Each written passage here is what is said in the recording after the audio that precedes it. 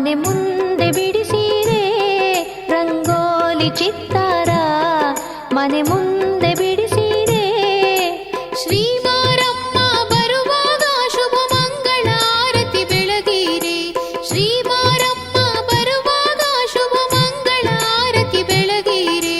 ರಂಗೋಲಿ ಚಿತ್ತಾರ ಮನೆ ಮುಂದೆ ಬಿಡಿಸಿರೆ ರಂಗೋಲಿ ಚಿತ್ತಾರ ಮನೆ ಮುಂದೆ ಬಿಡಿ